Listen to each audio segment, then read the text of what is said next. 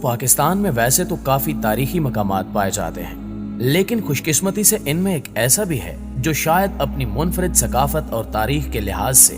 انمول ہی نہیں بلکہ دنیا میں اس سے قدیم ایسی کوئی اور مثال یا مقام نہیں ملتا۔ آج سے ہزاروں سال قبل صوبے سندھ کے شہر لاڑکانہ سے تقریباً 28 کلومیٹر دور دریائے سندھ کے کنارے دنیا کا سب سے پہلا قدیم شہر آباد تھا، جسے موئنجو دڑو کے نام سے پکارا جاتا ہے، جس کے معنی موت کا ٹیلا ہے، جبکہ آج بھی اس شہر کو دنیا کا پہلا میٹروپولیٹن سٹی تصور کیا جاتا ہے، جس کی منصوبہ بندی اور انجینئرنگ کا کام دیکھ کر آج بھی لوگ حیران رہ جاتے ہیں۔ لہٰذا آج کی ویڈیو میں ہم دیکھیں گے کہ ہزاروں سال پہلے اس تہذیب کی ایجاد کردہ چیزیں، ٹیکنالوجی یا ڈیزائن کیسے آج کی جدید دنیا میں بھی راج کر رہے ہیں، اور اس قدیم دور میں اس ٹیکنالوجی کا استعمال کیسے کیا جاتا تھا۔ پیارے دوستو، موئنجو دڑو نامی یہ شہر مٹی کے ایک بڑے ٹیلے پر آباد کیا گیا تھا، اور بعض شواہد سے یہ بات بھی سامنے آئی ہے کہ اس زمانے میں یہاں کے باسیوں کا مذہب بدھ مت تھا، اور موہن نامی ایک شخص چونکہ اس شہر کو آباد کرنے میں پیش تھا، جس کے سبب اس شہر کا نام موہنجو دڑو پڑ گیا۔ اگر دنیا کی قدیم تہذیبوں کا بغور مطالعہ کیا جائے تو بہت کم تہذیبیں ایسی ملیں گی جو باقاعدہ کسی منصوبہ بندی کے تحت مارز وجود میں آئی ہوں گی، جبکہ موئنجو داڑو کو یہ اعزاز حاصل ہے کہ اس کی تعمیر باقاعدہ ایک منصوبہ بندی کے تحت عمل میں لائی گئی تھی۔ یہ قدیمی شہر ایک بڑی گلی سے نکلتا ہے، اور دیگر تمام ذیلی گلیاں ایک دوسرے کو 90 درجے کے زاویے پر کاٹتی ہیں، جنہیں دیکھ کر ماہرین تعمیرات اور ماہرین آثار قدیمہ کہتے ہیں کہ اس کی تعمیر اور طرز تعمیر کو دیکھ کر لگتا ہے کہ واقعی یہ شہر کسی منصوبے کے تحت ہی بسایا گیا ہوگا، اور آج بھی ان گلیوں کو دیکھیں تو صاف پتہ چلتا ہے کہ یہ ایک ترتیب اور زبردست منصوبہ بندی سے بنائی گئی ہوں گی،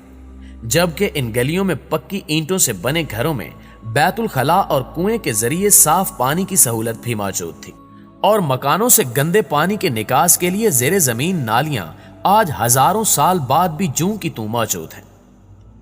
پیارے دوستو، اس شہر کے ساتھ سب سے بڑا سانحہ یہ ہوا کہ اس شہر سے ملنے والی اشیاء مثلاً مہریں، مٹی کے برتن اور دیواروں پر لکھی گئی تحریروں کو آج تک نہیں پڑھا جا سکا،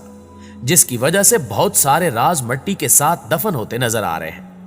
جبکہ بہت ساری بین الاقوامی کانفرنسز ہوئیں جن میں دنیا کے نامور ماہرین نے شرکت کی، لیکن یہاں کی پراسرار قدیم زبان اور تحریروں کو سمجھنے کی گتھی سلجھ نہ سکی، جو ابھی تک اپنی پراسراریت برقرار رکھے ہوئے ہیں۔ لیکن دوسری طرف دنیا کے آثار قدیمہ کے ماہرین کی تشنہ نظریں ابھی بھی اس شہر کے رموز و اسرار جاننے کے لیے پرامید ہیں کہ شاید کوئی وقت آئے اور دنیا اس شہر کے سربستہ رازوں کے بارے میں کچھ جان سکے۔ ناظرین گرامی، آج کے دور کی طرح موئنجو داڑو والے عہد میں بھی مرد و خواتین عام طور سے زیورات پہنا کرتے تھے، جبکہ عورتیں منکوں کے ہار، چاندی یا سونے کی چوڑیاں اور پازیب پہنا کرتی تھیں، بلکہ کچھ مجسموں میں عورت کو کوہنی سے لے کر کندھے تک چوڑیاں پہنے دکھایا گیا ہے، جس سے ظاہر ہوتا ہے کہ اس دور میں بھی چوڑیوں کا رواج عام تھا، یہاں تک کہ کچھ زیورات پر چڑھاؤ کا کام بھی دیکھنے میں آیا ہے۔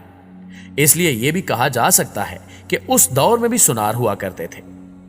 موہنجو داڑو کے آثار سے ملنے والے زیورات سے پتہ چلتا ہے کہ قدیم سندھ کے باشندے عقیق یا سنگ سلیمانی، نیلم اور دیگر قسم کے قیمتی پتھر ہار کے منکوں کو زیورات میں جڑاؤ کے طور پر استعمال کرتے تھے۔ اس کے ساتھ ساتھ یہاں سے کئی چرخے اور ان میں استعمال ہونے والی لوہے کی میخیں بھی ملی ہیں، جن میں سے کچھ سادہ اور کچھ قیمتی ہیں، جن کو دیکھ کر لگتا ہے کہ غریبوں اور امیروں کے گھروں میں چرخہ کاٹنے کا یکساں رواج تھا، جبکہ اس علاقے سے ایک تھیلا چاندی کے ظروف، جواہرات اور منکوں سے بھرا ہوا ملا ہے، جو انتہائی نفاست کے ساتھ کپڑے میں لپٹا ہوا تھا، جس میں دیسی روئی استعمال کی گئی ہے، اور اس سے ظاہر ہوتا ہے کہ 5000 سال پہلے سندھ میں کپاس کی فصل ہوتی تھی، اور اس دور میں سندھیوں کے پاس کپڑے بننے کے کرگھے بھی تھے۔ پیارے دوستوں، موئنجو داڑو سے سینکڑوں کی تعداد میں علیحدہ علیحدہ نمونوں اور سائز کی مہریں بھی ملی ہیں۔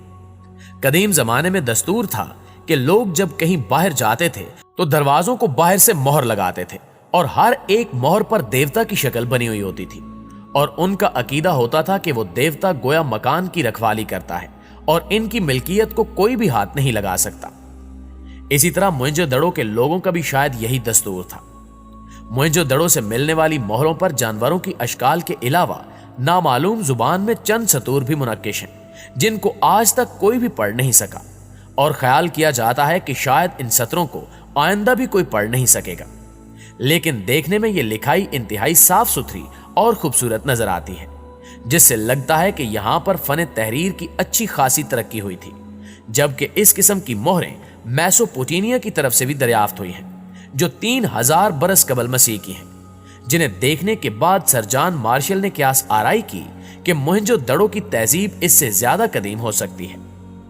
इसके अलावा यहां से संगे सुलेमानी और दीगर पत्थरों से बनी हुई गोलियां, शतरंज और छक्के मिले हैं, जो आजकल के छक्कों की तरह लंबे तो नहीं लेकिन मकब शक्ल के जरूर हैं, जिससे जाहिर होता है कि लोगों की फुर्सत में तफरीक का सामान ये खेल थे।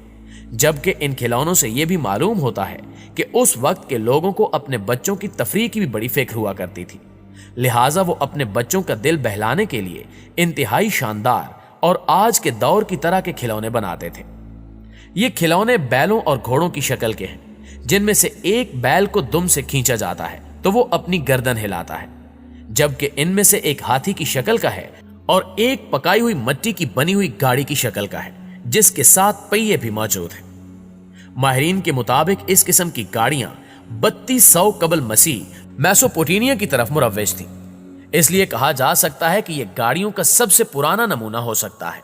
नाज़रीन, सिर्फ यही नहीं बल्कि मोहनजोदड़ो से चंद पत्थर और तांबे से बने गर्ज और चंद भाले, कटार, तीर और कमानें भी मिली हैं, जबकि तलवार बनाने का रिवाज तो बहुत बाद की बात है, इसलिए तलवारें वहां से नहीं मिली, और इसी वजह से लगता है कि इस तहजीब में जंगो जदल नहीं होता था और लोग अमनो सुकून से जिंदगी गुजारते थे। अगर खुराक की बात की जाए तो मोहनजोदड़ो से गंदम और जौ के दाने मिले हैं, अगरचे तिलों का एक दाना भी वहां से नहीं मिला, लेकिन लगता है कि वहां तिलों की फसल भी हुआ करती थी, क्योंकि वेद से मालूम होता है कि उस कदीम दौर में पंजाब और सिंध में तिलों और जौ की फसलें बहुत ही अच्छी होती थी। उस वक्त अनाज पीसने के लिए जो चक्कियां इस्तेमाल की जाती थी वो आज के दौर से खासी मुख्तलिफ थी, और पहले इन चक्कियों के नमूने भी मुख्तलिफ हुआ करते थे, और इसी किस्म की चक्कियां मोहनजोदड़ो से बड़ी तादाद में मिली हैं। खुराक के अलावा अगर हम इनके लिबास की बात करें तो इस तहजीब में रहने वाले मर्दों का लिबास धोती और चादर था, और वो चादर को दाएं बाजू बगल के नीचे से गुजार कर बाएं कंधे पर डालकर पहना करते थे। जबकि इसके खंडरात से बरामद होने वाले कुछ मुजस्मों को देखकर यूं महसूस होता है जैसे मर्दों ने धोती की बजाय एक ऐसी घघरी पहनी हुई है जिसे आजकल शहनाई वाले यानी ढोल बजाने वाले पहना करते हैं, और कुछ मुजस्मे बिल्कुल बरेना हैं और कुछ में लंगोट पहने हुए नजर आते हैं। प्यारे साथियों, इन सारी बातों और दरियाफ्तों से पता लगता है कि आज से हजारों बरस कबल यहां रहने वाली तहजीब एक अच्छी और खुशगवार जिंदगी गुजार रही थी, और इनकी जिंदगी में हर वो चीज शामिल थी जो आज भी लोगों की जरूरत है। जबकि इस पर मजीद तहकीकात ताहाल जारी हैं, और दुनिया भर के मुहक्किकीन और माहिरीन यहां से मिलने वाली चीजों का मुशाहिदा कर रहे हैं, जिनसे नित नए इंकिशाफात सामने आ रहे हैं। लिहाजा अगर इस ज़िमन में यह कहा जाए कि मोहनजोदड़ो किसी हैरत कदे से कम नहीं है तो बेजा ना होगा। जरूरत इस बात की है कि मोहनजोदड़ो के इन आसार को महफूज बनाने के लिए हुकूमत मुअस्सर इक़दामात करे, ताकि कदीमी तहजीब के हामिल इस शाहकार के आसार को महफूज बनाया जा सके। जी तो प्यारे दोस्तों, ये थी हमारी आज की इंटरेस्टिंग और इंतहाई मालूमाती वीडियो अच्छी लगे तो इसे लाइक करते हुए अपने दीगर दोस्तों के साथ शेयर जरूर कीजिएगा। इंशाअल्लाह आपसे मुलाकात होती है अगली वीडियो में। तब तक अपना और अपने प्यारों का ढेर सारा ख्याल रखिएगा। अल्लाह निगहबान।